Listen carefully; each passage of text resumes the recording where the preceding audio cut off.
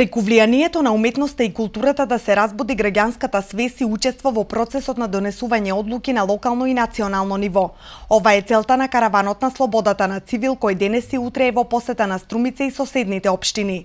Освен големиот концерт закажан за утре вечер кој ќе се одржи во големиот градски парк, Караванот ќе понуди и голем број на работилници, дебата и изложби, поетски читања. Покрај главната да речам содржина на утрешната вечера, тоа е повеќе како часовниот концерт, целиот ден утре во Струмица ќе биде исполнет со бројни настани. Ќе можете да го препознаете нашето брендирано возило кое ќе поминува по струмичките улици и ќе ги повикува граѓанките и граѓаните. Со мегафони, со снимени джинглови, ќе имаме поставени инфоштандови со флаери, со пропагандни материјали и со представници на Цивил, активисти, борци за човекови права, кои ќе бидат тука да одговараат на вашите прашања и да ве запознаваат со сето она што Цивил Центар за слобода го спроведува низ своите проекти. Што се однесува до другите настани кои го надополнуваат денот на концертот, ќе бидат организирани уметнички работилници на кои ќе гостуваат артисти од цела Македонија.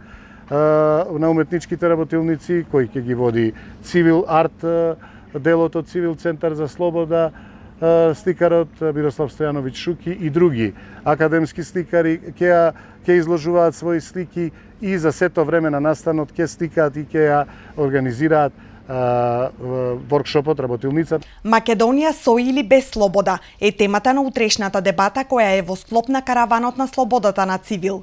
Освен струмичани, на истата ќе присуствуваат и гости од Скопје. Утрешната дебата на тема Македонија со или без слобода ќе се одвива во Домот на заедниците и на таа дебата полемичари, гости и дебатери ќе бидат од вам добро познатите ваши сограѓани, активистот Ленче Христова, која ќе зборува секако за сето она што се случува во Македонија, на улиците на сите градови во Македонија, за активизмот, за будењето на македонскиот граѓански сектор и за неговото учество во менувањето на политичката слика на цела деценија зачмаената политичка слика, значи за специфичното будење на граѓанскиот сектор.